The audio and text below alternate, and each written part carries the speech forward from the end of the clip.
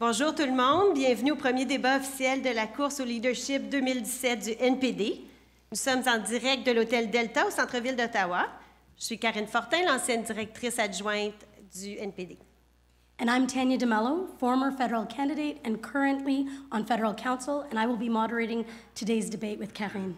I'd like to welcome everyone who has joined us here in Ottawa, those of you taking part in the conversation online at ndp.ca, and of course, all of you watching from home. We'd like to thank Ottawa Centre Federal NDP for their support today. And avant de commencer, on veut aussi remercier CPAC ainsi que les autres diffuseurs. Le débat d'aujourd'hui portera sur une grande variété d'enjeux et se déroulera à part égale en français et en anglais. Certaines questions qui seront posées ont été choisies parmi celles qui nous ont été soumises par des Canadiens de partout au pays. It is our intention that candidates answer each question in the language in which it is posed, but that is their choice. All the candidates have agreed on the format for today's debate and on the sequence of responses to each question. Actually, they were drawn in presence of the candidates' representatives. There was also a draw for people's position on stage today. So once again, just a reminder to hold all of your applause to the end. Le format du débat aujourd'hui a été approuvé par tous les candidats et candidates. L'ordre de réponse à chacune des questions, tout comme la position des candidates sur la scène, a été déterminé par tirage au sort en présence de leurs représentants. So let's get right to it. Please welcome our candidates, Charlie Angus, Nikki Ashton, Guy Caron, and Peter Julian. Okay. Bonne chance à tous et à toutes. Alors, nous allons commencer aujourd'hui par une déclaration d'ouverture de 2 minutes de chaque candidat et candidate. Nikki Ashton, you are first. Please begin. Today, I acknowledge that we are an unceded Algonquin territory. I grew up the daughter of immigrants in Thompson, Manitoba, a northern and indigenous town, a labor town, where you grew up knowing which side you're on.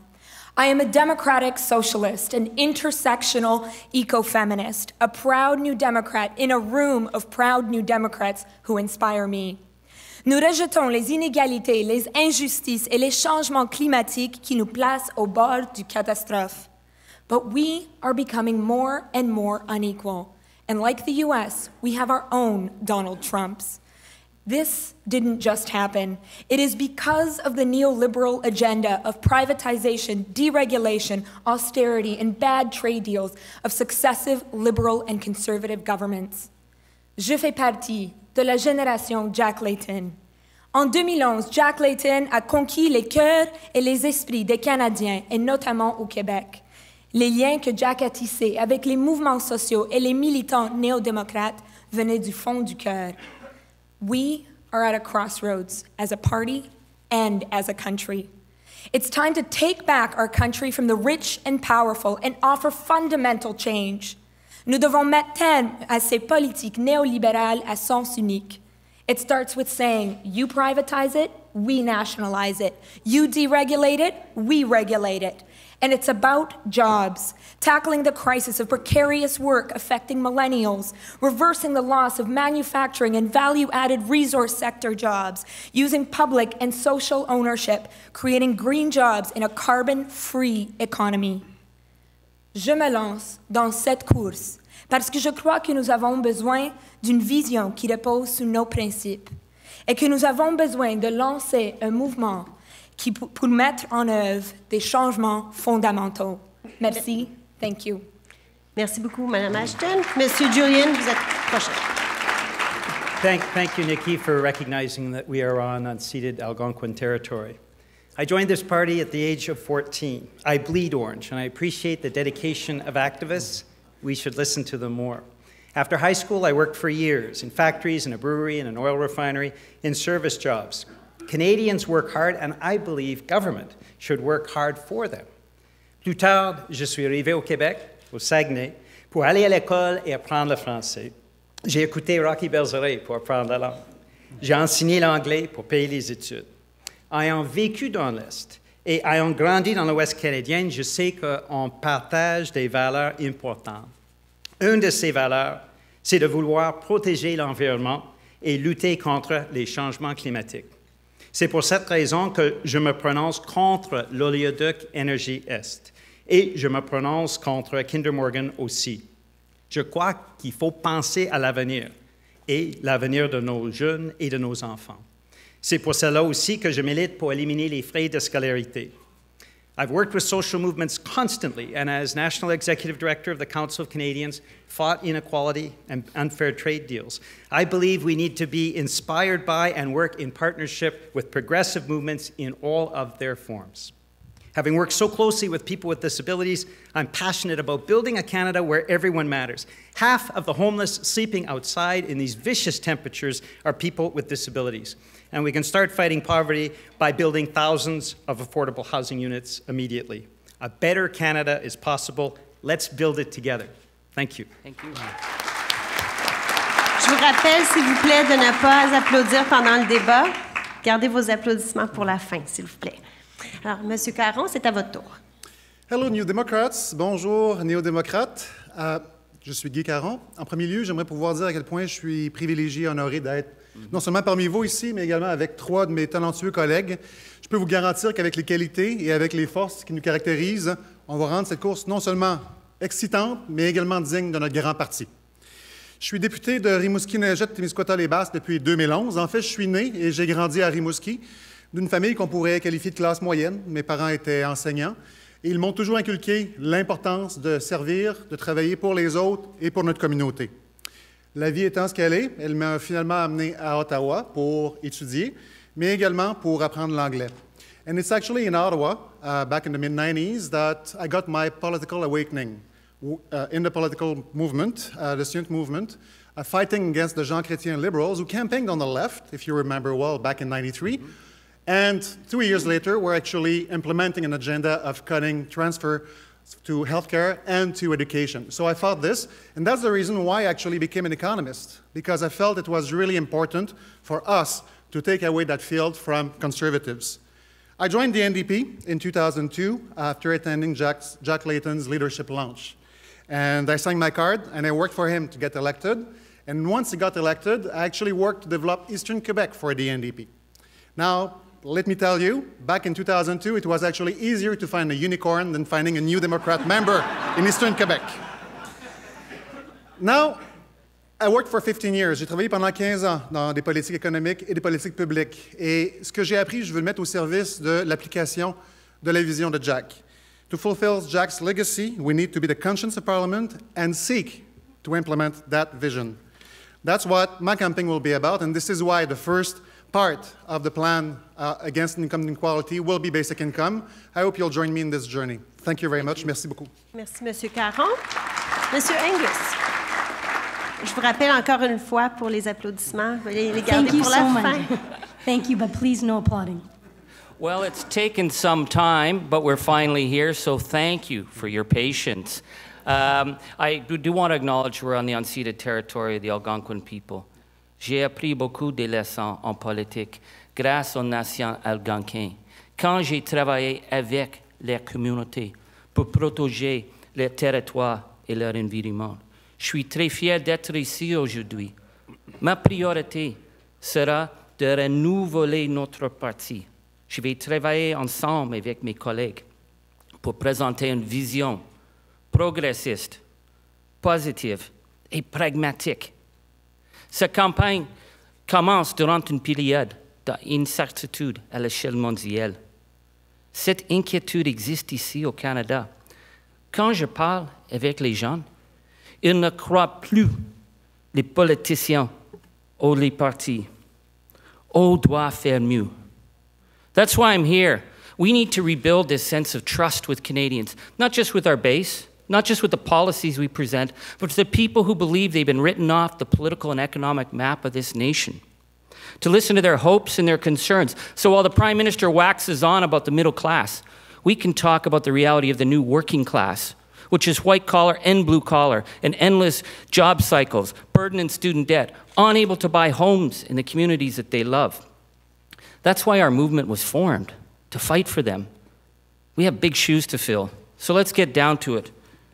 Durant cette campagne, je vais dialoguer avec les Canadiens pour reprendre leurs priorités à propos de l'économie, l'environnement et la nécessité d'établir une nouvelle relation avec les Premières Nations, Métis et Inuit au Canada. C'est notre job. Comptez sur moi. Thank you. No, really no with the applause. Thank you to all of our candidates. Now let's get right to the first question. It is asked of all the candidates, and you'll each have a chance to respond for 60 seconds. We may interject as you respond to ask for specific details about your answer. Here's the question. What do you think the greatest day-to-day concern of Canadians today is, and what do you think the federal government should do about it? Our first response goes to Charlie Angus. Well, when I talk with Canadians, it's about the lack of security and employment. The fact that we've seen the middle class whittled away year after year by trade deals and tax policies that favor the rich. And this is not just something that's affecting a segment of our population. More and more people are feeling it. In 2009, 29% of Canadians thought of themselves as working class or poor. Now it's 44%. We have the tools to start fighting back, but we have to get this on the agenda in Parliament so that people know that we've got their back on this issue. Wonderful, thank you. Nikki Ashton? I would say there's two major concerns. One is growing inequality, and the other is the threat of climate change. And when we're talking about growing inequality, it is about more and more Canadians feeling squeezed. We're talking about working people not being able to make it by. We're talking about people struggling in poverty. And we're talking about the 1% gaining more and more at the expense of everybody else. But like I said, this didn't just happen. It is the result of political and economic policies put forward by liberal and conservative governments. And it's up to us to reject that neoliberal agenda and to put forward an unabashedly progressive agenda that's rooted in our principles. The same goes for climate change. We need to be real about the crisis we're facing, and we, as New Democrats, are best placed to take this crisis on. We have had leaders after leader, our teams have taken this issue on. We are committed to tackling climate change on the ground. This also means challenging the neoliberal agenda that's been imposed on us for too long. Thank you. Peter Julian? Well, I'm in vehement agreement with both of my colleagues. Somebody had to say it. The reality is, for most Canadian families, they are struggling to get good jobs. In my area, in British Columbia, and in other areas across the country, they are even struggling often to keep a roof over their head. They're concerned about their kids' education, whether they'll even be able to go on to college, university, or trade school. And we have a perfect storm when it comes to seniors. Seniors in many parts of the country are finding their pensions eroded and unable to pay expenses. So that is the perfect storm that Canadians are experiencing at the same time as the wealthiest 1% of our country is sending their money overseas. So many large corporations and wealthy Canadians are going into tax havens and the tax scams that we've seen. We need to change this, bring those resources back, and invest those resources in Canadians. Thank you. Guy Caron? Well, I will not say anything different than what I said at my camping lounge, which is that the two main challenges are fighting economic inequalities and climate change.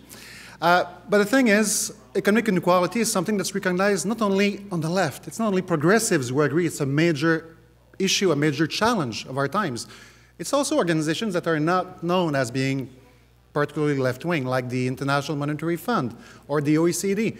Not only is it actually preventing people to contribute to this society, to our communities, because they have to worry about putting food on their table or having a shelter on their heads, but it's also preventing this economy to actually grow forward and actually create jobs, which is why my basic income program, my suggestion will actually alleviate that problem in a significant manner. If you're asking me what the federal government can do to actually help, this is the first step.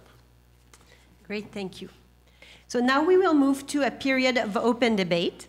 I'll ask a question, and the candidates will have a chance to discuss their thoughts on it with each other. This will be an open debate, and we will interject if needed to move things along. The debate will last 5 minutes. So we received questions on this topic from many people, like Curtis in Ontario or Grace in BC. The question is, how would you, as a leader, reconcile the reality of resource-based employment and prosperity with our environmental commitment. So, the floor is yours. Who wants to start? I'll start off. I'm proud, as I mentioned, to come from a town in northern Manitoba, a mining town, a town where we have produced incredible wealth for the rest of the country. But the reality is that much of the wealth has fallen into hands that don't even live here anymore.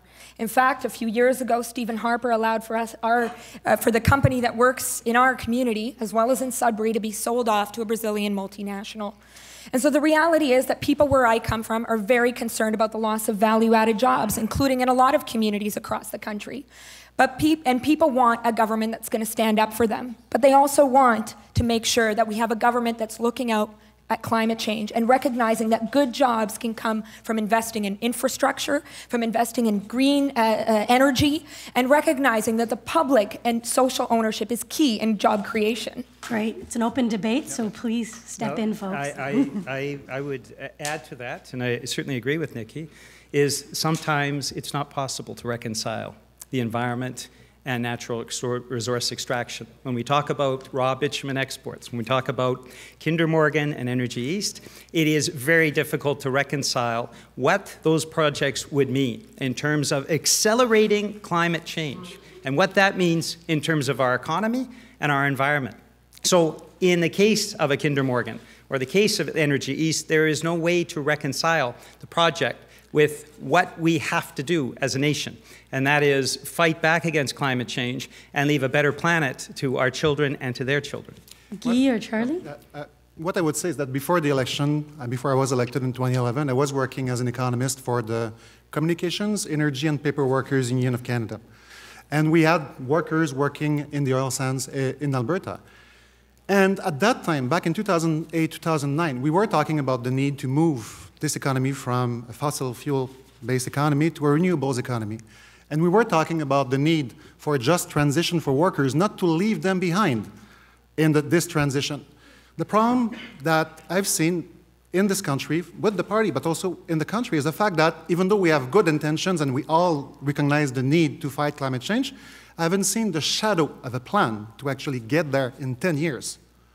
And time is running out. What we need to have now is actually a plan, a proposal that will lead us where we want to be in 10 years, 20 years, and 30 years, concretely, and not just say that we need to do things, we need to demonstrate how they can be done.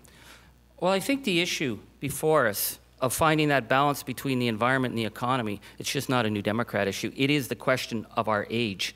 Within the New Democratic Party, we have the advantage because we represent workers and we represent environmentalists. I got my start fighting the biggest toxic waste and garbage plans in Canadian history, and we succeeded because we brought people together. We brought the blue collar and the environmentalists, the First Nations and the farmers, and that's what we need to do.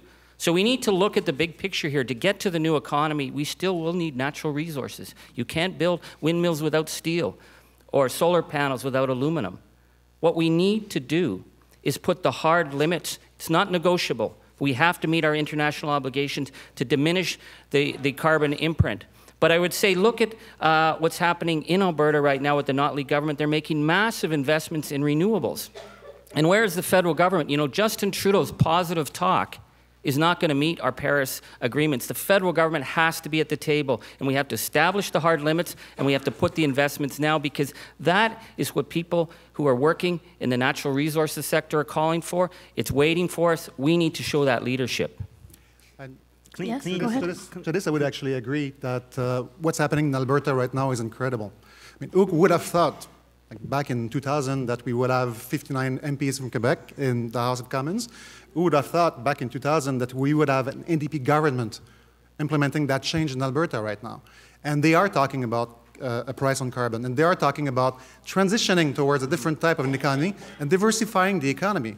It's not easy. Nothing is easy. Nothing can be a simple solution. There's no magical solution. But what the government in Alberta is doing should be leading the way for ourselves. Peter or Nikki? Yeah, thank you. There is an opportunity for Canada that is undeniable. Around the world, $1 trillion of investment in clean energy. Hundreds of thousands of jobs being created in the clean energy sector Most U.S. states now require clean energy to be exported to them. So the opportunity for us to make that transition to clean energy is now, and we have to seize this moment. OK, so excellent. Merci à vous tous. Nous allons maintenant passer à une question en français. Et comme pour la première question en anglais, vous aurez 60 secondes pour répondre. Nous avons reçu des questions, notamment de Ken d'Ontario et Cynthia de Manitoba. Voici la question. Plusieurs Canadiens et Canadiennes ont de la difficulté à trouver un emploi à temps plein suffisamment bien rémunéré pour subvenir aux besoins d'une famille. Qu'est-ce que le gouvernement fédéral devrait faire pour les aider? Monsieur Angus, vous pouvez prendre la parole. C'est une bonne question. La priorité pour notre économie maintenant est de mettre en place le soutien pour les travailleurs de cette génération. La réalité, M. Trudeau toujours expliqué chaque décision comme pour la classe moyenne. En réalité, la classe moyenne est devenue la nouvelle classe ouvrière. Les cols blancs et les cols bleus qui travaillent dans un contrat court terme, sans bénéfice, sans pension.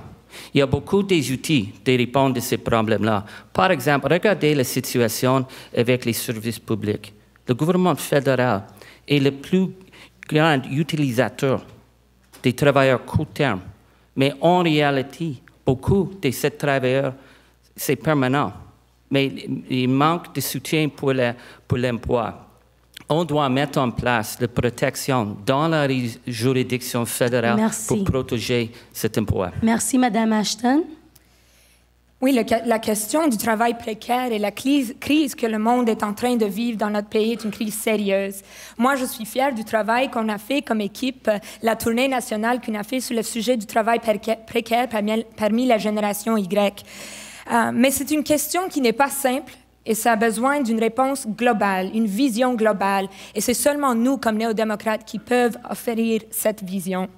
Il faut reconnaître en premier qu'il faut renverser l'agenda néolibéral.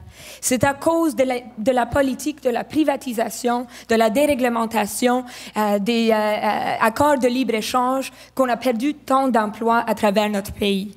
Alors c'est le temps de se tenir debout pour une stratégie de création d'emplois, de bons emplois. Et ça veut dire de valoriser le secteur public. Ça veut dire suivre ce qu'on a mis dans notre appel de l'action. Ça veut dire de montrer du leadership que nous, comme néo-démocrates, peuvent montrer. Merci. Monsieur Julien? Mais on n'a aucun leadership à partir d'Ottawa. Puis là, ça prend vraiment 3 étapes pour aller créer des emplois qui sont vraiment des emplois de l'avenir au Canada. D'abord, l'économie du savoir. C'est pour cette raison-là que je préconise d'enlever les frais de scolarité. Parce qu'il y a des gens, des travailleurs et des travailleuses de demain qui peuvent aller dans cette économie du savoir avec ses compétences et cette expertise pour créer des emplois de demain. Deuxièmement, pour relancer les produits manufacturiers et les produits de valeur ajoutée. On fait l'exportation des produits bruts, on ne fait pas l'exportation des produits qui sont finis et créer plus d'emplois. Et troisièmement, l'énergie verte qui fait un boom à travers ce monde-là. Et quand on voit d'autres pays qui sont capables de créer des centaines de milliers d'emplois, on peut voir jusqu'à quel point ça peut émener la prospérité au Canada. Merci. Monsieur Caron? Écoutez, depuis 30 à 40 ans, notre économie a été entièrement restructurée. Rappelez-vous des années 70, 60 et 70, et rappelez-vous à partir du moment où Reagan, Thatcher ont commencé dans les années 80, effectivement avec la privatisation, la déréglementation, les cycles qui sont vraiment déstabilisateurs de déficit suivis de périodes d'austérité. C'est ce qu'on a présentement. Et ça a été à la suite de successions de gouvernements libéraux et conservateurs. Maintenant, ce qu'ils nous disent, c'est qu'on a besoin de se contenter de jobs précaires maintenant pour nos jeunes. Vous ne pouvez pas espérer rien de mieux. Ce qu'on nous dit maintenant, c'est qu'au niveau de la croissance économique, on ne peut plus rien espérer mieux que moins de 2 % par année. Bien, ça, c'est selon leurs recettes qu'ils ont appliquées. Il faut commencer à appliquer nos recettes Et il faut également commencer à penser au moment actuel, parce que restructurer l'économie ne sera pas si facile. Et ça explique pourquoi est-ce que j'ai mis de l'avant ce plan de revenu de base, qui n'est pas une solution magique, mais qui est absolument nécessaire dans la structure économique que nous avons présentement pour venir en aide aux gens qui gagnent sous le seuil de la pauvreté, pour les ramener au moins au seuil de faible revenu pour qu'ils puissent contribuer à la société. Merci beaucoup, M. Caron. Donc, nous allons passer à un débat ouvert en français. Je vais poser une question et les candidats auront la chance d'en discuter entre eux. Ce sera un débat ouvert. Je vais intervenir au besoin afin de faire avancer les choses. Et le débat va durer 5 minutes. Donc, voici la question. Dans les mois à venir, le gouvernement canadien aura sans doute à renégocier l'accord de libre-échange nord-américain, ou ALENA. Quel changement aimeriez-vous voir apporté dans le cadre de ces négociations? Alors, vous pouvez maintenant prendre la parole. Je peux commencer? Okay. Non, Monsieur Angus. Okay. Excuse-moi. C'est une question très importante. Cette semaine, j'ai visité avec les travailleurs aux usines Camille à Ingersoll. Cette usine, c'est plus que profitable à l'usine de General Motors. Mais GM a décidé pour envoyer 600 jobs au Mexique. Durant la crise de 2008, les travailleurs ont donné beaucoup de soutien, des pensions et des wages à General Motors. Et les Canadiens ont donné beaucoup de subventions d'aider General Motors. Et maintenant, GM a décidé pour envoyer les jobs au Mexique. C'est la même chose qui existe avec Bombardier, envoyer le job au Mexique et reçu les soutiens du gouvernement du Canada. Quand on renégocie l'ALENA, c'est essentiel d'avoir un premier ministre qui va défendre les jobs et les visions pour notre pays et pour notre travailleurs. C'est simple. Est-ce que vous êtes tous d'accord? Madame Ashton? Moi, je dirais que, comme j'avais dit, c'est à cause de l'ALENA et d'autres accords de libre-échange qu'on est dans la situation où on se trouve maintenant. Des accords de libre-échange qui nous auront dû à perdre des emplois manufacturiers de valeur ajoutée, un sens qu'on a l'habilité comme Canadiens de bâtir un avenir plus brillant pour nous autres. On a besoin d'un gouvernement, on a besoin du leadership sur la question d'emploi, des bons emplois. Et il faut défendre les emplois canadiens, protéger les emplois canadiens et défendre les intérêts canadiens. C'est certainement ce qu'on ne voit pas de Justin Trudeau et son gouvernement. Quelqu'un qui aime passer son temps avec les PDG des grandes compagnies pétrolières à Houston, qui reçoit des applaudissements, et quelqu'un qui n'ose pas renforcer le message qu'on trouve la politique de Donald Trump raciste, et quelqu'un qui ne se place pas debout pour des bons emplois à notre pays.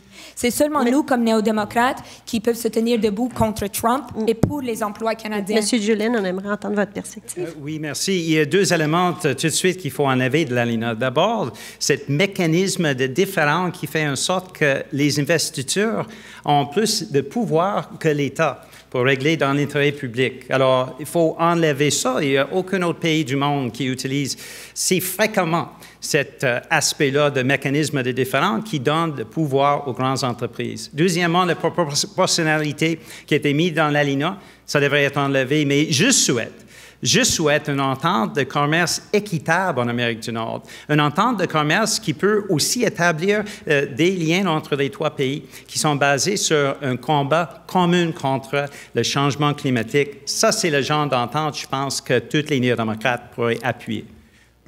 Avec mon collègue Dan Davies, à l'époque où j'étais porte-parole adjoint en matière de commerce international, Dan Davies a amené vraiment les principes par lesquels le Canada pourrait reconnaître des ententes de libre-échange, des accords commerciaux, je devrais dire. Parce qu'il ne faut plus parler d'ententes de libre-échange, il faut parler des ententes commerciales. Comme on l'a mentionné, si on parle de commerce équitable, ce qui est vraiment ce que nous voulons avoir, il va falloir avoir des ententes pour pouvoir entériner et pouvoir encadrer ce commerce équitable. Alors, toute négociation du NPD ou toute analyse du NPD doit se faire sur la base de 3 éléments. Le respect des droits de la personne, des droits environnementaux et des droits des travailleurs. Le fait que l'entente soit réciproque, que nous obtenons autant que le pays où nous obtenons la même chose, le même accès que le pays avec qui nous négocions, et également s'assurer que le Canada, au bout du compte, il gagne. Ça, ce sont les grands principes. Alors, je n'aurai aucun problème, comme chef du NPD, à prôner une réouverture de l'ensemble des traités commerciaux que nous avons signés, en commençant avec ceux que nous avons signés avec les pays dont les droits de la personne sont les plus négligés, les plus maltraités. Maintenant, ce qui a trait à l'ALENA, le point qu'il faut se rappeler, c'est le fait que lorsqu'on a négocié la première entente de libre-échange avec les États-Unis dans les années 80, il y avait un élément qui était central pour convaincre les Canadiens du besoin de cette entente-là, et c'était d'avoir de l'aide transitionnelle. Les travailleurs qui travaillent dans les industries qui perdent au change, puis il va en avoir dans toutes les ententes, bien, on allait les aider à faire cette transition. Est-ce que quelqu'un veut réagir à ça? Ça ne s'est jamais produit. L'autre problème, et j'ai été choqué d'apprendre que M. Trudeau va travailler avec Brian Mulroney pour préparer pour les négociations. God help Canada! On va besoin pour un grand bateau pour défendre notre intérêt. Mais maintenant, il y a beaucoup de questions en médias sur les concessions en bois d'œuvre, avec l'agriculture, avec les systèmes manufacturiers d'automobiles. Ce n'était pas acceptable. Merci beaucoup. Merci. Nous allons maintenant passer à quelques questions un peu plus légères, un peu plus de fun pour vous tous et toutes, dans ce que nous appelons notre ronde éclair.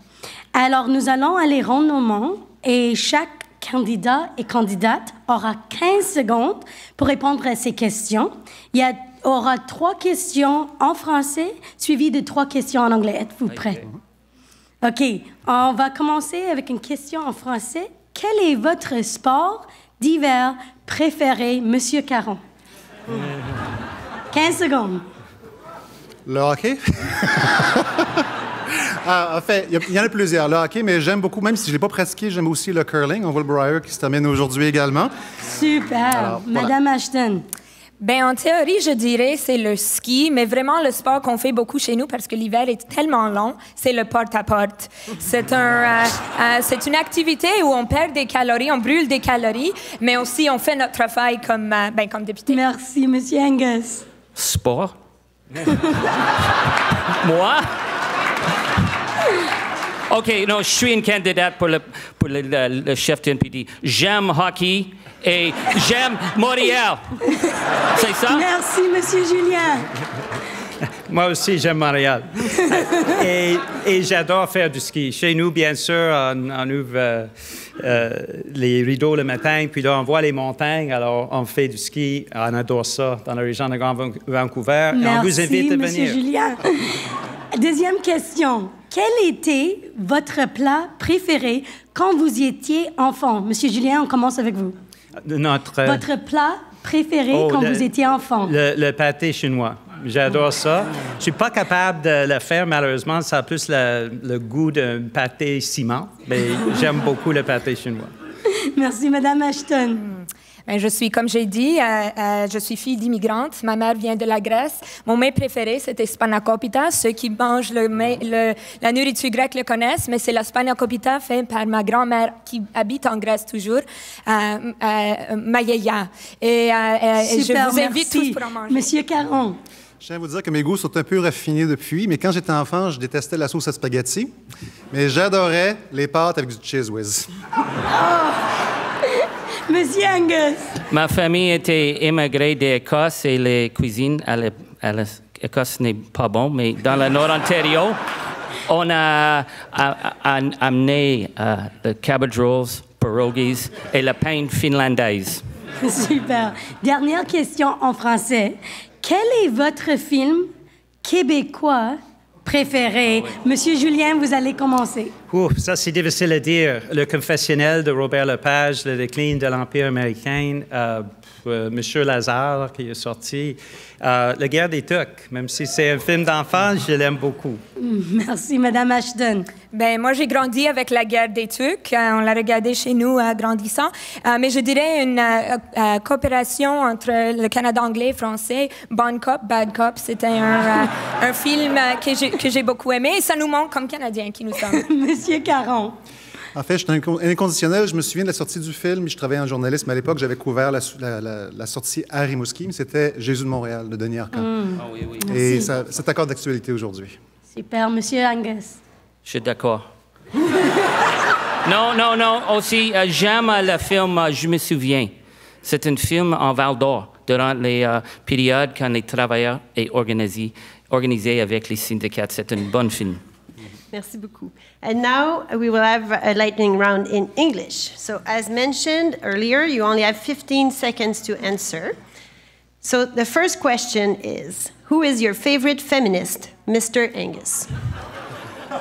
My wife. She'll kill me for saying this, but she was doing violence against women workshops in Fort Mac back in the 80s, and she is way tougher than anyone I've ever met, and I'm terrified of her, and she's going to really kill me for raising this in public. Mr. Julian. So many former leaders, Audrey McLaughlin, Alexa McDonough, Nicole Turmel, former MPs, Judy Washalie-Shalis, Dawn Black, Libby Davies, Jean Crowder, Margaret Mitchell, who passed away this week. They are all icons and great examples. Ms. Ashton? So I'm just wrapping up my PhD on millennial feminism, so this list could be very long, but I would say, first and foremost, in theory, definitely Angela Davis.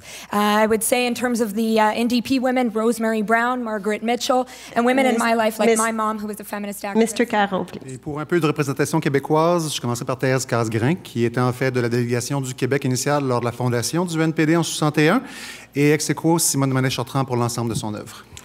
Okay, second question. Do you prefer ale or lager? Mr. Julian.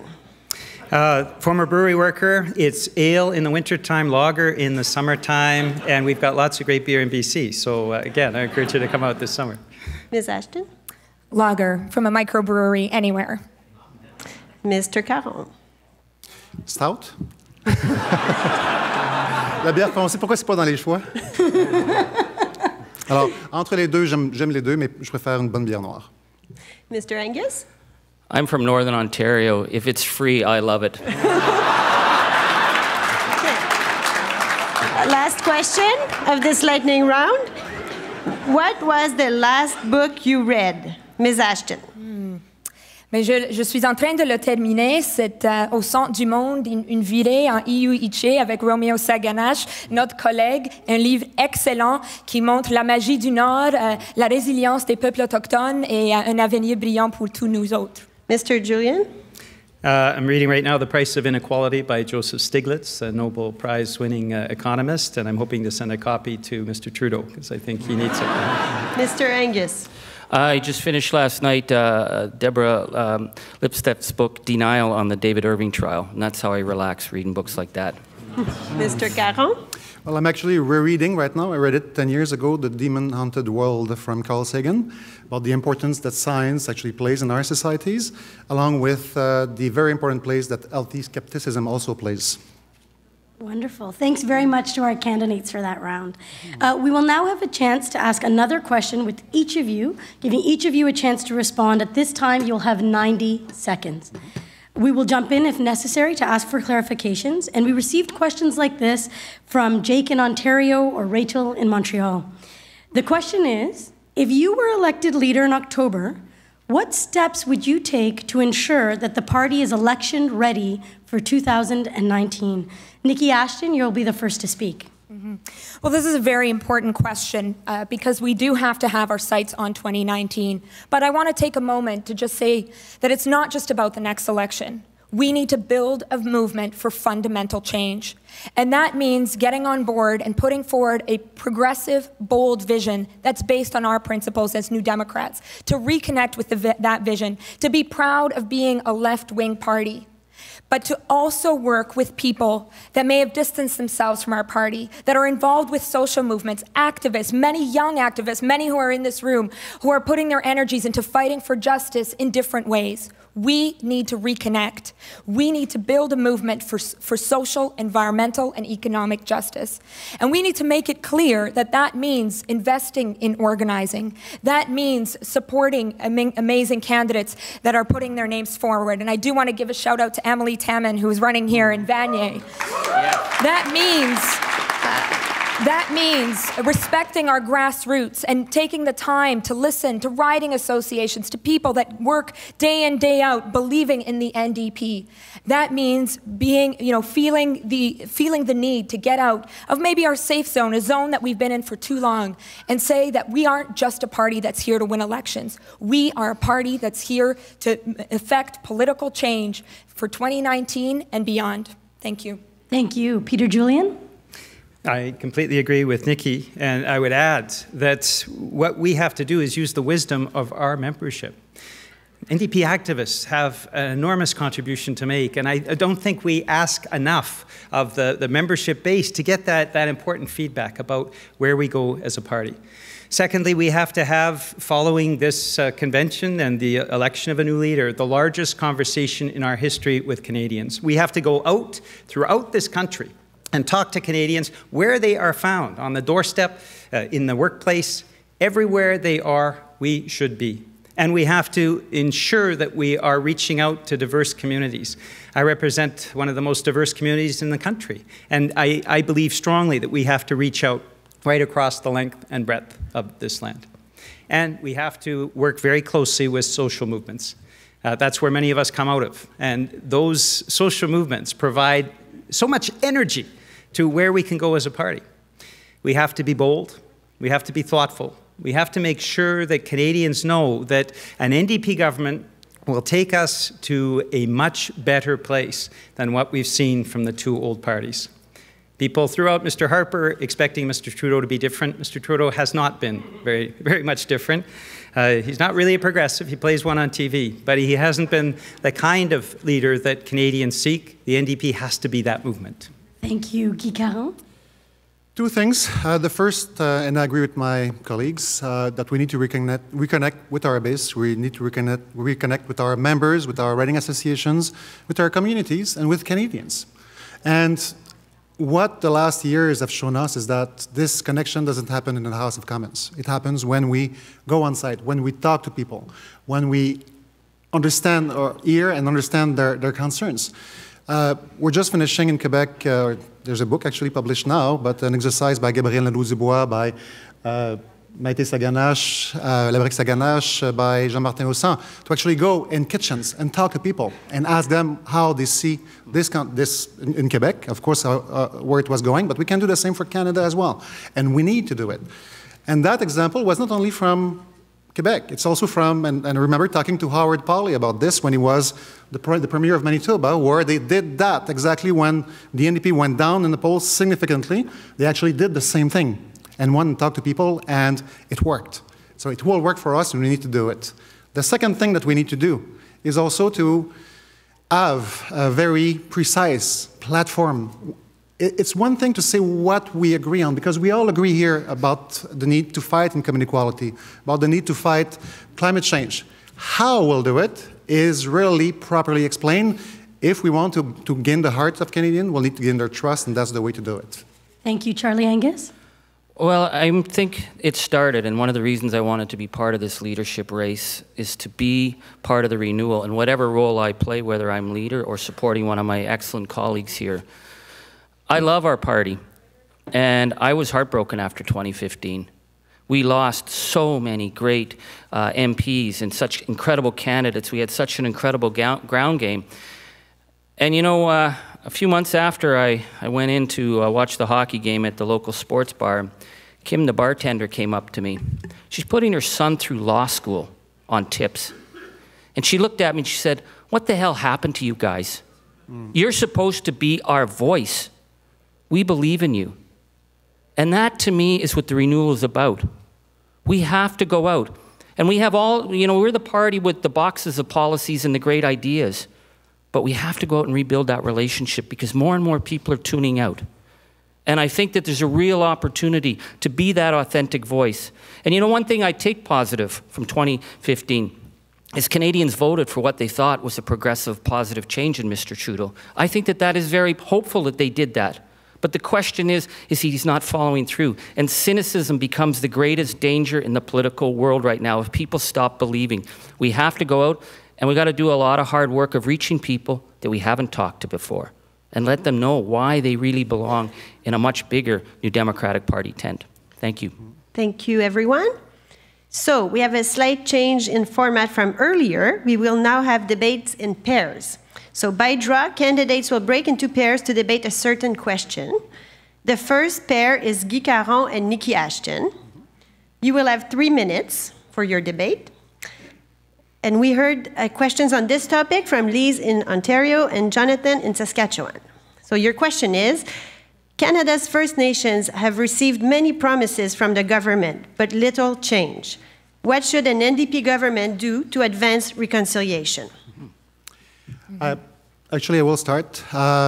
It's once again very disappointing for First Nations, for Canadians. We're expecting a change in the way that we would be negotiating with First Nations to see what's happening under this Liberal government.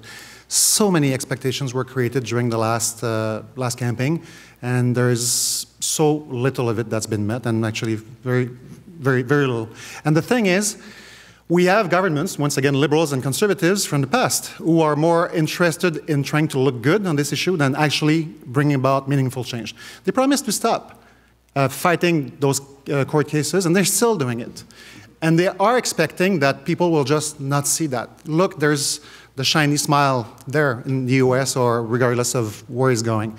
What we need to do is to actually start having a meaningful nation-to-nation structure of negotiations. We talk about it, but we never do it.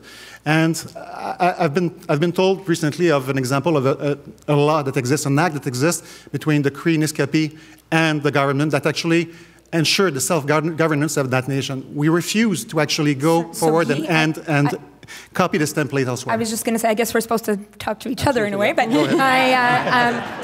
you talked about a framework. Wouldn't you agree that the UN Declaration on the Rights of Indigenous Peoples, that of course our colleague Romeo Saganash has championed, is that framework that we need to go forward? I mean, whether it's on health, education, child welfare, housing, resource development and extraction. I mean, that is the framework. And we've heard time and time again the government talk about it, but what we need is the adoption and implementation of UNDRIP so that we can go forward and reach true reconciliation. Would you not agree? I fully agree, actually, and that was a commitment, once again, that the Liberals did to implement each of the 94 recommendations.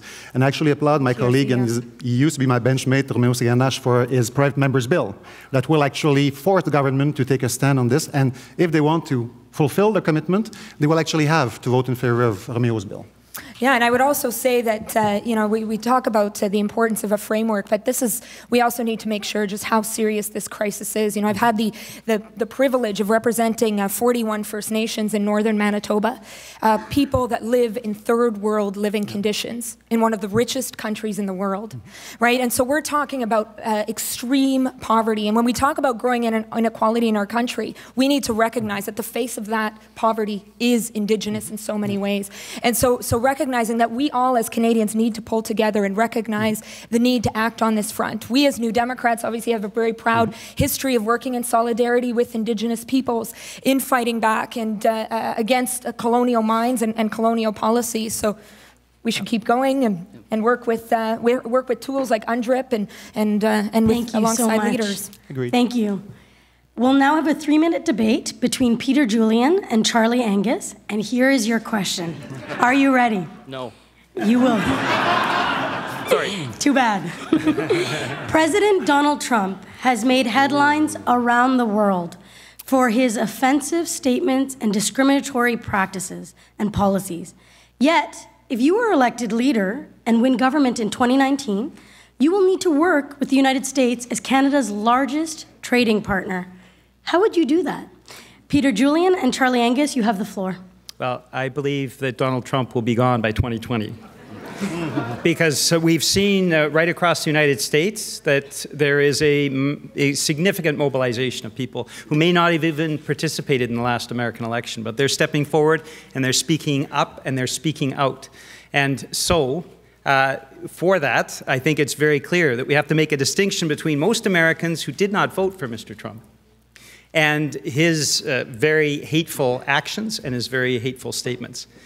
Most Americans did not vote for him, which means that we can continue to work with the United States and with the states on things like clean energy, where the United States is moving ahead of Canada in many respects, and also in reviving manufacturing and value added. That's something that Americans want to see, and many businesses on both sides of the border interact. So there are grounds where we can work together, but we do have to speak out against all forms of hate, including his statements and his actions. What are your thoughts, Charlie? Well, this isn't about being anti-Trump.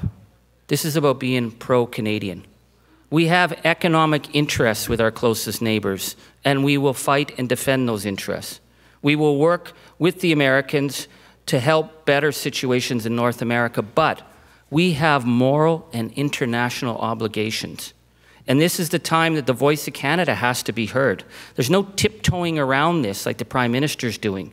The attack on Muslim citizens by the Trump administration is an abomination against international law and the basic principles on which we have built society after the Second World War. And we have to be speaking up. So is it to just attack? No, it's to work multilaterally with diplomacy, with our allies in Europe. It doesn't cut it to have a half-time diplomat in Germany and a half-time diplomat at the EU. This is a time for Canada's voice to be heard loud on the stage with our American partners. And I completely agree with Charlie on this. And our caucus has been doing a phenomenal job. Jenny Kwan, who is our citizenship and immigration critic, has been pressing the government to actually act, not just send out tweets and social media, but actually act and suspend the Safe Third Country Agreement with the United States. And that is just some of the work that our terrific NDP caucus is doing to force the Trudeau government to actually walk the talk. And they've refused thus far to do that. Well, I think, and Peter, in terms of that, again, we're going to be going into the NAFTA negotiations. We need people who aren't afraid to stand up for our economy. Why are we talking about the concessions we're going to put on the table? You don't go into tough negotiations by speculating. Again, Brian Mulroney, God help us, he's already putting supply management on the table. What's with that? We need to be standing up for Canadian values because the world looks to us at times like this. We have to deliver. Thank you very much. You're very well-behaved debaters. It's all downhill in the second round. Merci. Merci à vous. Donc, maintenant, nous allons passer à une question pour chacun d'entre vous. Vous aurez 90 secondes pour y répondre. Et comme ce fut le cas en anglais plus tôt, j'interviendrai au besoin pour demander des éclaircissements. Alors, cette question nous a été envoyée, entre autres, par Patrick du Québec et par Carole de la Colombie-Britannique. Alors, votre question, que feriez-vous pour que le NPD demeure un joueur important au Québec et qu'il continue à croître dans la province? Monsieur Angus. Pour moi, c'est clair, l'avenir de notre parti est au Québec. Le mouvement progressiste au Québec est essentiel pour notre mouvement. Donc, pour moi, je représente une région proche de la région d'Abitibi-Témiscamingue, donc je connais bien leurs valeurs et leurs intérêts. Il y a beaucoup d'intérêts des travailleurs du Québec qui sont similaires que les autres régions du Canada, mais aussi il y a les questions uniques à Québec. Je suis très fier d'avoir un caucus très fort du Québec. Avant que je mette en place un plan pour représenter les valeurs des Québécois, je vais travailler ensemble avec notre caucus, parce que le caucus est très fort à ce sujet-là. Qu'est-ce que vous feriez comme mesure, par exemple? Maintenant, c'est beaucoup de questions à propos de l'économie. Quand j'ai visité la ville de Québec la semaine dernière, le mois dernier, il y avait la même question pour les précarités du travail. Donc, pour moi, je voudrais changer le code de taxe pour les travailleurs en Québec et dans les autres régions. Parce que maintenant, les contractuels qui gagnaient 30 000 $ doivent percevoir la taxe de harmonisation. C'est une barrière. Merci. Votre temps est écoulé. Monsieur Caron. Étant du Québec, c'est une question qui me touche particulièrement de près. Écoutez, comme je l'ai dit, j'ai commencé mon application en 2002. J'étais candidat en 2004, 2006, 2008, avant d'être élu en 2011, toujours dans Rimouski, Neigette, Témiscouata, les Basques. J'ai travaillé de concert avec Jacques avec qui j'avais travaillé pour son élection. Et en fait, pour vous dire à quel point c'était pas facile, en 2000, avant que je me présente, dans Rimouski, le Parti de la loi naturelle avait eu plus de votes que le NPD. Alors, on ne pourra pas dire que je me suis joint au parti par opportunisme, mais j'ai réussi, j'ai vraiment assisté à l'ensemble des jalons importants du parti, incluant la préparation de la déclaration de Sherbrooke, et j'avais contribué à la déclaration avec Pierre Ducasse qui l'avait rédigée. La dernière élection nous a montré deux choses. Une déconnexion par rapport à ce que les Québécois s'attendaient de nous.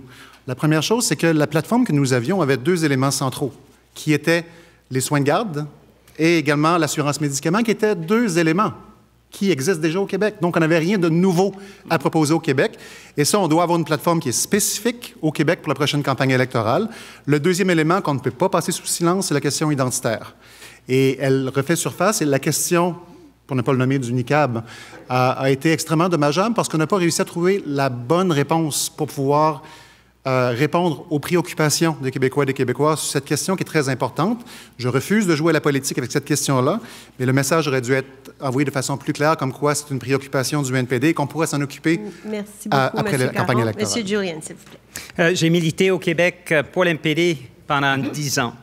Alors, j'ai traversé le Québec, je suis allé partout avec mon vieux Lada en train d'organiser le parti et recruter des candidats. Alors, pour moi, c'est absolument essentiel qu'on continue avec le Parti national qui ont été établis avec tout ce travail-là en 2011. Ça donne un troisième Parti national. Alors, qu'est-ce qu'il faut faire? Mais d'abord, il faut qu'on parle en français partout jusqu'au niveau du chef ou de la chef de notre parti. Deuxièmement, il faut écouter qu'est-ce que les militants nous disent. Et là, j'ai écouté très attentivement en parlant avec les militants du Québec. C'est pour cette raison-là que je me prononce contre Énergie Est. Comme vous savez, peut-être il y a 2 semaines à Sherbrooke, j'ai eu 4 députés, le quart du caucus du Québec, qui m'appuient. Robert Aubin, Brigitte Sans-Souci, Pierre-Luc Dussault et François Choquette. Alors, en écoutant le membership et en lançant la plus vaste conversation qu'on a jamais eue dans notre histoire en tant que parti, on va aussi parler avec les Québécois et les Québécoises. Là, il y a des valeurs en commun. J'ai aucun doute qu'avec les politiques osées, on peut faire une véritable différence. Et j'ose croire que dans les prochaines élections, on va être capable de reprendre beaucoup de ces comtés qu'on a perdus en 2015 et qu'on a gagnés en 2011. Niki Ashton? On a du travail à faire au Québec, c'est sûr. Moi, j'avais le privilège de travailler avec une équipe formidable de députés NPD après l'élection de 2011. Et c'est clair que l'élection de 2015 nous a rendus tous tristes. Mais ça montre que le travail du terrain, c'est le plus important. Il faut travailler avec la déclaration de Sherbrooke à chaque étape, reconnaître le fédéralisme asymétrique dans tout ce qu'on fait. Il faut défendre le bilinguisme au Québec et à travers le Canada aussi. Mais il faut aussi reconnaître, pour qu'on puisse bâtir un mouvement comme le NPD plus fort, il faut faire de la place aux mouvements sociaux qui ont des racines profondes au Québec. Je pense au mouvement d'étudiants, je pense au mouvement de femmes, je pense au mouvement environnemental. Et c'est clair qu'on doit travailler ensemble. On doit se rapprocher des Québécois parmi eux, plusieurs trouvent qu'on s'est éloigné lors de la dernière élection. Mais je pense que pouvoir partager, qu'on ait des valeurs partagées, des valeurs progressistes partagées, c'est extrêmement important. En temps de questions, d'enjeux principaux, on a apporté notre tournée sur le travail précaire au Québec aussi. On a entendu de plusieurs jeunes que le problème du travail précaire existe là comme à travers le Canada. Il faut mettre de l'avant une vision audacieuse pour le Québec et pour le Canada. Merci beaucoup et merci encore tout le monde. Comme nous l'avons fait plutôt en anglais, nous allons maintenant avoir des débats à deux. Les candidats seront séparés en 2 paires pour débattre d'une question en particulier.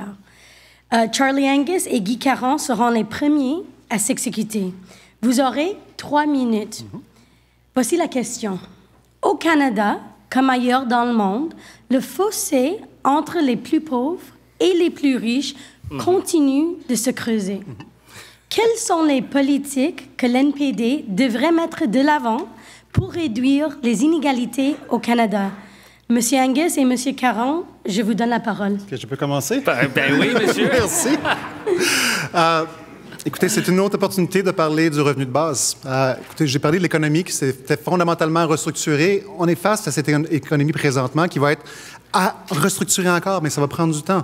On a beaucoup de changements technologiques dont les gens sont victimes présentement et qui va faire en sorte qu'on a besoin de leur assurer davantage que le support qui existe actuellement, soit au niveau provincial ou au niveau fédéral.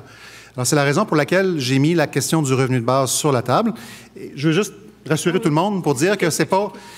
La raison pour laquelle on doit le faire, nous, comme néo-démocrates, c'est parce que vous voyez que les libéraux sont intéressés, et même les conservateurs, au concept. Mais vous savez qu'ils vont le faire pour les mauvaises raisons. Ils vont le faire pour pouvoir sauver sur la bureaucratie, couper des emplois et couper finalement l'assistance que les provinces ou que le gouvernement fédéral peut donner dans ce sens-là. On a besoin, nous, de le faire parce qu'on va le faire pour les bonnes raisons. Et les bonnes raisons, c'est pour justement combler ce fossé entre les plus riches et les plus pauvres, pouvoir combler les inégalités économiques et éventuellement, on l'espère, éliminer la pauvreté. Êtes-vous d'accord, Monsieur Angus? Well, je suis d'accord avec M. Caron que c'est nécessaire pour trouver une solution aux incertitudes économiques maintenant. Et cette proposition est très populaire. C'est une question parfaite pour la course à la chefferie.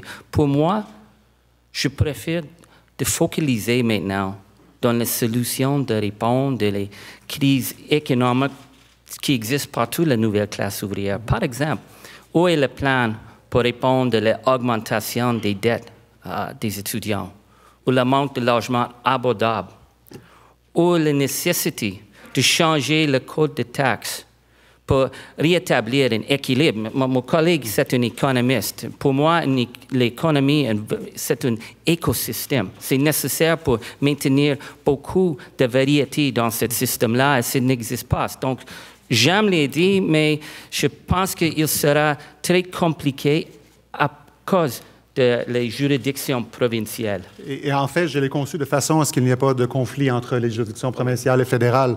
Pour moi, c'était vraiment important. Et ce qu'il faut réaliser aussi, c'est l'importance de la lutte contre, justement, les inégalités économiques. C'est le fait qu'il y a des inégalités si grandes et croissantes. C'est ce qui nourrit des gens comme Donald Trump. C'est ce qui a nourri le Brexit. C'est ce qui nourrit, en fait, les mouvements populistes qu'on peut voir présentement en France et en Allemagne. Et la raison pour laquelle on doit trouver des façons concrètes de les résorber, c'est pour justement offrir une alternative à ces gens qui se sentent délaissés. Et il y en a. Oui. Qui se sentent délaissés, qui ont perdu leur emploi à cause du libre-échange, qui ont perdu leur emploi en raison de la tendance maintenant de regarder à court terme pour les compagnies et non pas à long terme. Pour moi, c'est vraiment essentiel que ce soit la priorité du NPD. Et je peux vous dire que le revenu de base ne sera pas la seule politique qu'on mettra de l'avant. Il y en aura d'autres, mais c'est la première partie du plan. Monsieur Angus, merci. Vos 3 minutes sont écoulées. Alors, nous aurons maintenant un débat de 3 minutes entre Niki Ashton et Peter Julian. Voici votre question. Durant les dernières semaines à la Chambre des communes, le NPD a fait pression sur le gouvernement afin qu'il agisse contre les bandits à cravate qui font de l'évasion fiscale. Qu'est-ce qui doit être fait pour que tout le monde au Canada paye sa juste part d'impôts? Vous avez la parole. Mais moi, d'abord, j'aimerais souligner le travail de Pierre-Luc Dussault et de Guy Caron, qui ont été les porte-parole dans ce dossier. Et cette semaine, la semaine que vous citez, la semaine passée, c'était Alexandre Boulouris et Nathan Cullen qui ont fait un travail extraordinaire en Chambre, justement pour provoquer le débat, de gagner le vote, mais on sait que les libéraux ne vont pas faire suite à cette problématique-là.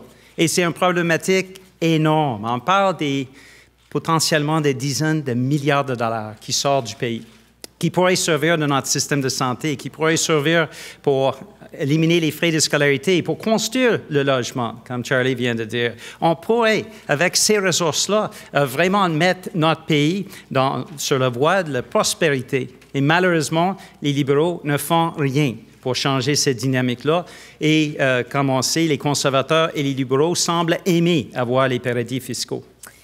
Moi, je dirais, Peter, et je ne sais pas si tu es d'accord, mais je pense qu'on est tous d'accord qu'il faut avoir de la réforme en termes d'impôts, politique d'impôts, mais il faut reconnaître qu'il faut avoir aussi du courage à se tenir debout aux riches, à ceux qui ont le pouvoir depuis des décennies, qui s'assurent qu'on a un système qui les enrichit et qui rend le reste du Canada plus pauvre. Alors, c'est une question qu'il faut mettre de l'avant de notre part, parce que je pense qu'on est, oui, on a la bonne politique, on fait du travail extraordinaire en Chambre, mais les Canadiens se demandent qui est de notre part, qui va avoir le courage pour nous autres, pour dire c'est suffisant. Il faut avancer d'une façon, on a besoin du leadership.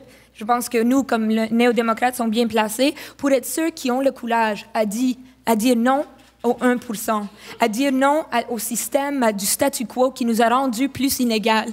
Je ne sais pas si tu es d'accord. Je suis tout à fait d'accord. Tout à fait d'accord. Et j'irai plus loin, dans le sens qu'en éliminant des paradis fiscaux, en éliminant des échappatoires fiscaux qui nous coûtent énormément, quand on regarde le nombre des personnes handicapées qui dorment dehors ce soir dans un pays aussi riche que le nôtre, au même temps qu'on laisse des milliards aller vers les paradis fiscaux, il faut aussi parler et avoir une vraie discussion autour de taux d'imposition pour les grandes entreprises. C'est trop bas. Il faut avoir un taux d'imposition qui est plus logique et plus raisonnable. Alors, ça, c'est les genres de choses qu'on peut faire pour vraiment avoir les ressources pour aider monsieur et madame tout le monde.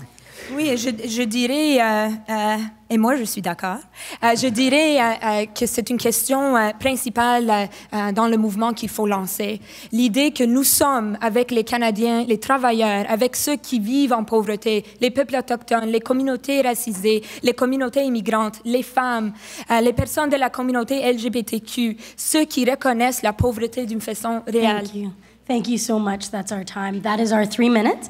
We'll now have one last question for each candidate in each language. And once again, you'll have 90 seconds to respond. Here's your question. What do you think makes New Democrats different from Liberals?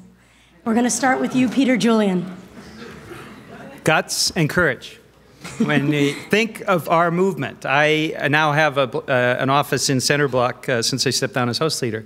That is Tommy Douglas's former office. And so there's a lot of wisdom in those walls. Right next door is Agnes McPhail's. Across the hall, my legislative assistant is in Stanley Noel's office. And when I think of the courage that those our pioneers showed, pushing forward issues that at the time were considered off the wall, employment insurance, pensions, universal health care, giving the vote to Asian Canadians and Indigenous Canadians. Those are all struggles that we were engaged in. And we always showed courage and boldness to bring them to fruition. And so that is the same thing that we need to do today. The Liberals always talk a good game, but they always follow. They do not lead. And we need real leadership in this country. We need leadership to move immediately to resolve what is a growing housing crisis, a homelessness crisis that is hitting certain areas of our country most profoundly. Northern Indigenous communities, the Lower Mainland, areas like Toronto. We're seeing this homeless crisis in exploding. And so the boldness that we have, the boldness that we put forward, is what is going to differentiate us from the Liberals in the next election. Thank you. Charlie Angus? I think what has moved me and the reason I bought myself a $100 suit and put my name forward to run in 2004 was because the NDP have your back in tough times. And I learned that when we were in the long, drawn-out and bitter battle to take on the world's biggest waste company. And a lot of people didn't want to stand with us because we were rural, because we were Indigenous, because we were poor. And I remember Jack Layton never wavered at City Hall. Gilles Bisson from Timmins, James Bay, provincially, he was there all the time. People like Howard Hampton. And I realized, like in tough times, NDPs, they've got your back. Whether or not it's easy or whether or not we're going to win, it's because it's the right thing to do. So in 2003, Jack Layton, who was a city councillor, he called me and he said, yeah, so I'm going to run for the leadership of the New Democratic Party. And I said, why the heck would you do something like that, Jack? And he said, could you organize some meetings in Northern Ontario? And we filled a rally in an arena in a rural Francophone town with over 400 people. And they were Liberals, and they were Conservatives, and they were people who didn't vote. And they all voted for Jack. And I think that to me, I learned from that is that you can do politics with integrity. You can fight for people and you can make change. And you don't have to sell out your principles. Never let them tell you, as Jack said, that it can't be done. That's why I'm a New Democrat. Thank you. Nikki Ashton? Well, what makes us different? The fact that we're principled. New Democrats have always been a party that stands strong in terms of knowing who we are. But I want to say that there's a lot to learn from what happened in the election of 2015. We played it too safe. We let the Liberals out-left us. They put forward a slogan, real change, that inspired Canadians in a very progressive way. And since they've been in government, that's the only thing we haven't seen is real change, whether it's on the environment, whether it's in terms of jobs or electoral reform. So we have to learn from that and recognize that the way to inspire people is by being who we are, being that left party, and engaging with people that have felt disengaged, that share values alongside with us. In the last election, we saw an increase in the vote in Indigenous communities, racialized communities, amongst young people, the likes we haven't seen in a long time. But many of those communities did not vote for us. That needs to change. I know from the work we did in our constituency, one of the youngest constituencies in Canada, and how so many Indigenous people and so many young people came out to support us despite the Liberal wave. That is the kind of work we need to do going forward. That is the kind of movement that we need to build going forward. And by putting forward that bold vision, believing in ourselves as a movement, we can go into the 2019 election and make a real difference. Thank you. Guy Caron? The main difference is that we say what we mean and we mean what we say. And that's been the case, and that's the reason why I joined the NDP. You know, before I met Jack, I actually was not a member of any political party. I was sympathetic to the NDP at the time, back in the 90s, during the long journey in the desert.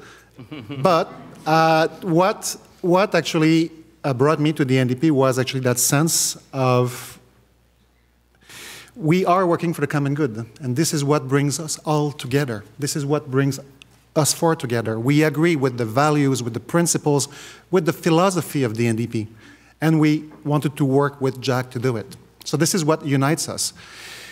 When I see Liberals campaigning with NDP clothing and then governing like Conservatives, like they always do, and I told you that my political awakening was when they did exactly the same thing back in the mid-90s, well, they are not helping the population to forget about Harper. They're actually fueling that cynicism. They're actually fueling that anger that people will feel when they'll realize that Liberals never meant to do anything about electoral reform, that they never meant to do anything about climate change, they never meant to do anything about First Nations. And we need to be ready when people will realize that, because they are realizing it now, to actually be there and say, we're there for you. You wanted to vote for what we stand for last time, we'll give you the real thing. Merci beaucoup. Alors, nous allons maintenant faire le même exercice en français. Encore une fois, je vais poser une question. Chacun d'entre vous aura 90 secondes pour y répondre. La question qui suit nous a été suggérée par plusieurs personnes, comme Tyrone au Québec et Lisa en Nouvelle-Écosse. Alors, la question. Comment feriez-vous pour accroître la diversité au sein du parti, autant chez les membres que chez les sympathisants et chez les candidats? Nikki Ashton. Bien, au risque de s'entendre, comme je suis en train de me répéter, il faut nous voir nous-mêmes comme un mouvement. Et il faut lancer un mouvement pour la justice sociale, environnementale, économique. Et il faut reconnaître qu'il y a des communautés à travers le pays qui sont en train de lutter pour ces mêmes buts. Les communautés autochtones qui sont en train de se lutter contre la destruction environnementale de leurs terres. Les communautés racisées qui font partie du mouvement Black Lives Matter. Les travailleurs de tout background qui sont en train d'avancer le mouvement 15 and Fairness. Les organismes, les militants femmes qui sont en train de pousser pour la justice de leur part. Il faut reconnaître qu'on doit se rapprocher de ces militants, de ces mouvements sociaux. Ça fait partie de qui nous sommes, ça fait partie de nos racines de nous voir comme mouvement. Mais on s'est éloigné de cette idée. Moi, je peux dire que parmi les jeunes, et il y en a plusieurs qui sont ici, que j'ai eu la chance de connaître, ils ont de la passion pour la justice comme on n'a jamais vu. Parce qu'eux, ils savent que l'avenir devant eux devient de moins en moins sécuritaire, soit en termes d'inégalité, soit en termes de changement climatique. Alors, il faut les écouter, il faut travailler avec eux et il faut avancer leur enjeu d'une façon audacieuse, avec du courage, avec des idées progressistes. et travailler ensemble. Merci beaucoup, Monsieur Angus. Je suis ici grâce à le mouvement Rock the Vote. J'ai survécu la vague rouge parce que l'Organisation des Autochtones partout au Canada pour organiser le vote. Pour moi, c'est un mouvement historique pour notre pays. Pour le NPD, c'est essentiel d'utiliser ce course à la chefferie, de renouveler notre parti. Pour moi, il y a les 3 principes NPD. On doit moderniser notre mouvement pour utiliser les outils, pour engager avec les communautés autochtones, avec les jeunes, pour participer dans la conversation à propos de notre direction et notre politique. Démocratique, c'est essentiel pour faire un mouvement inclusif, pour inviter les autres à participer dans notre conversation. Et finalement, parti. My God, nous sommes très, très sérieux avec les politiques. Où est les fonds à la NPD? Je vais garantir le fonds va retourner si je suis le chef du NPD. Merci beaucoup. Monsieur Caron? Encore une fois, on est tous néo-démocrates, on est tous progressistes. On va être tous du même avis également pour le fait qu'on a besoin d'accroître notre diversité, que ce soit au niveau des genres, au niveau d'attirer davantage. Je me souviens écouter de la déclaration de Rebecca Blakey, notre présidente d'alors, lorsqu'elle faisait une tournée pour constater les conséquences du vote de 2015, lorsqu'elle disait « Notre parti est trop blanc ».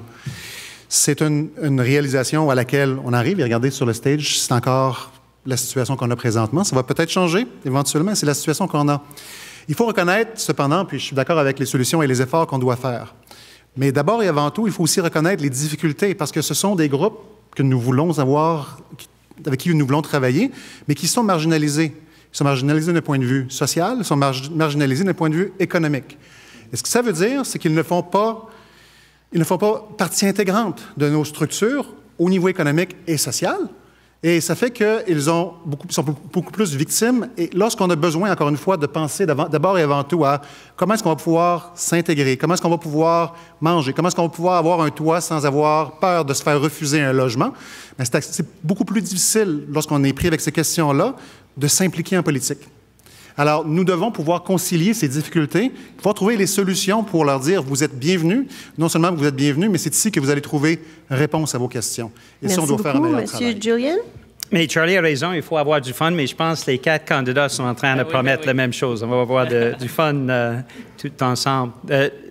Je représente un comté qui est le plus divers dans tout le Canada. Il y a plus de diversité, il y a plus qu'une centaine d'élangs qui s'en parlaient.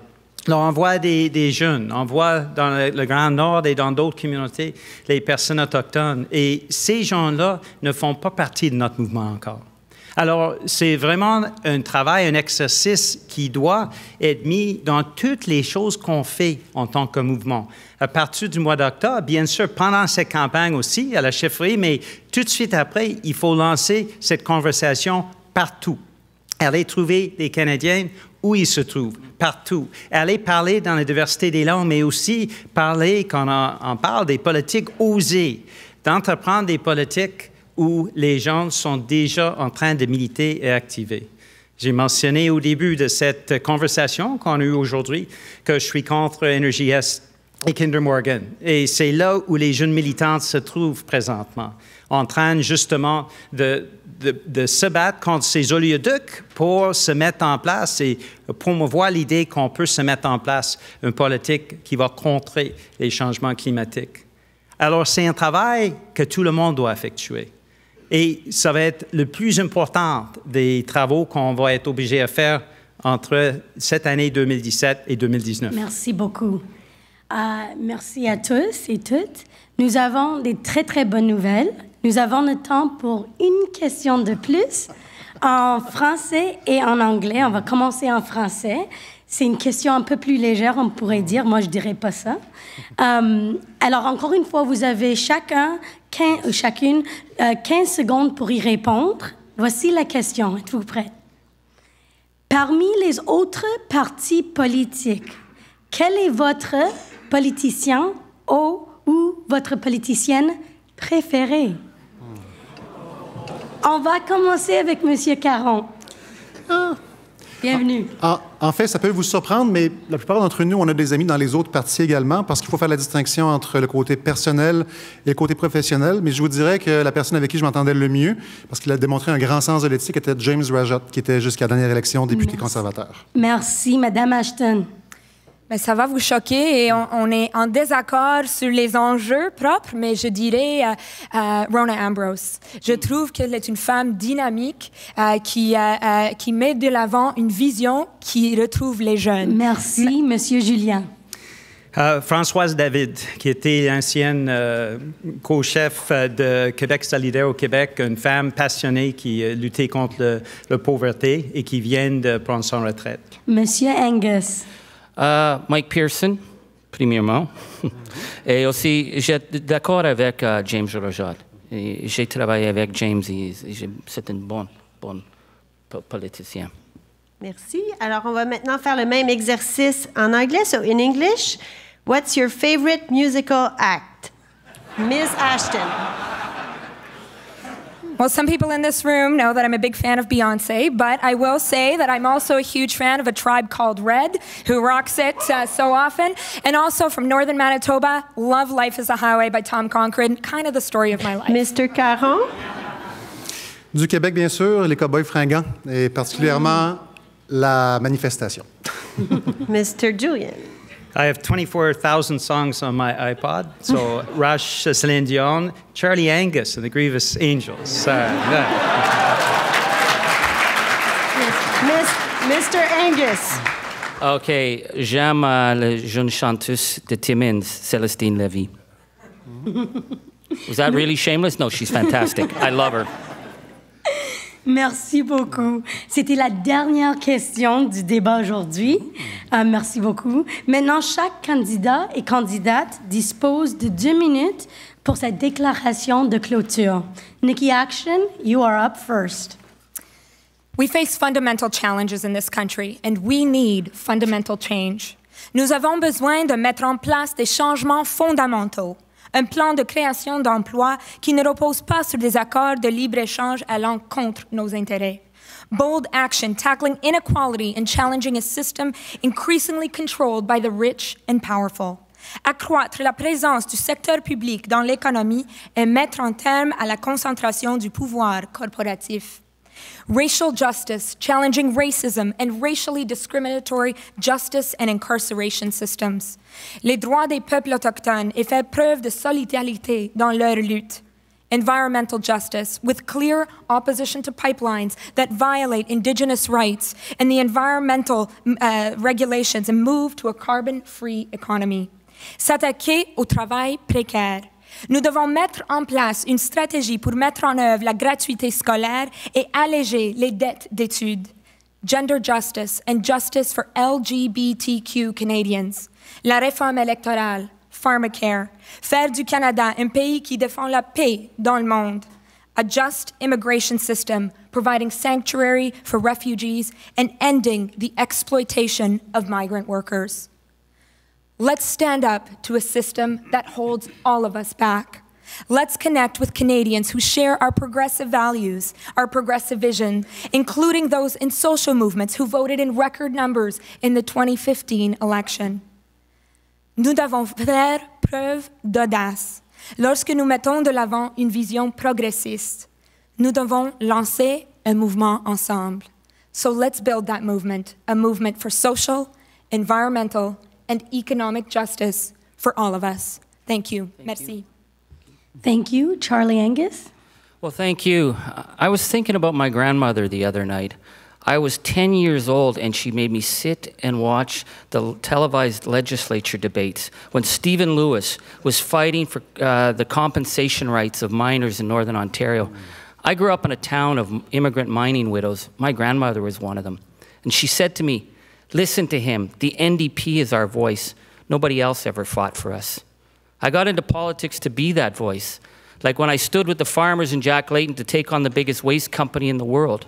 when I stood on the steps of Parliament with Shannon Coustashian. I hear that voice in my colleagues every day as they stand in the House and fight for veterans, the environment, and for jobs. And I don't buy this false binary that the NDP is supposed to be just there as the conscience of Parliament, that we're sort of too pure to win. I believe that we need the certainty and the fire to say that power doesn't just belong to the well-connected and the cronies, but it should belong to those who have no voice.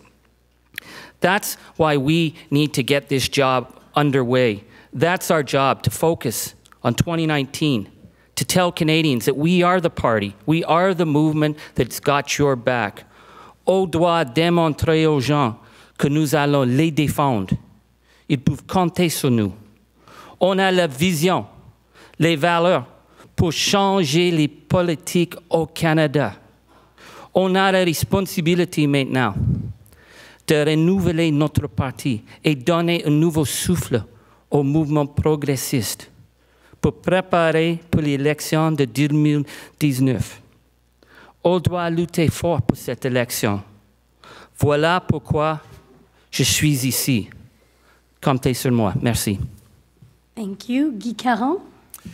My friends, New Democrats and progressives across the country, we have to think about the next election in 2019 because that should be our goal. After disappointing progressives on climate change, on First Nations, on tax havens, on electoral reforms, you have an idea of what Justin Trudeau will say to stay in power, don't you? I can tell you what he will be saying. He will actually be quoting another famous Canadian Justin. He will tell progressives, is it too late to say sorry? This is exactly what he'll be doing. He'll say, I'm sorry, I didn't do everything I promised to do. He'll say, vote for me. You have to vote for me because you know what? If you don't vote for me, it's going to be that conservative right-wing ideologue replacing me, so you need to vote for me. That will be his play for 2019. Now you need to wonder what will be our play. We're all in agreement on the what. What are the problems? We talked about income inequality. We talked about diversity. We talked about climate change. We're all in agreement about what needs to be done. Where we differ and what we have to show you as members, but also Canadians, is how we'll achieve it. C'est pourquoi j'ai présenté la première portion de mon plan pour lutter contre les inégalités économiques, qui est le revenu de base. Ce n'est pas la seule chose qui va le faire, mais c'est un premier pas important. C'est pourquoi je vais présenter aussi, d'ici la fin de la campagne, un plan concret pour préparer la transition vers une énergie basée, ou une économie basée sur l'énergie renouvelable et une juste transition pour les travailleurs. Parce qu'on en parle tout le temps, mais on ne le fait jamais. This is what our race should be about. This is what our leadership race should be about. It's to be the conscience of Parliament and also seeking the power to implement that vision. That was Jack's legacy to us. It should be our future. Thank you very much. Merci beaucoup. Thank you. Peter Julian. Vous avez entendu la vision de chacun de nous, de chacun de vos candidats cet après-midi. Il y a des différences, mais il y a beaucoup plus de convergences autour desquelles on s'entend et on se rallie. Peu importe qui est choisi comme notre prochain chef, on va travailler ensemble pour avancer notre mouvement et construire un meilleur Canada. On va travailler ensemble pour contrer les inégalités croissantes dans notre pays.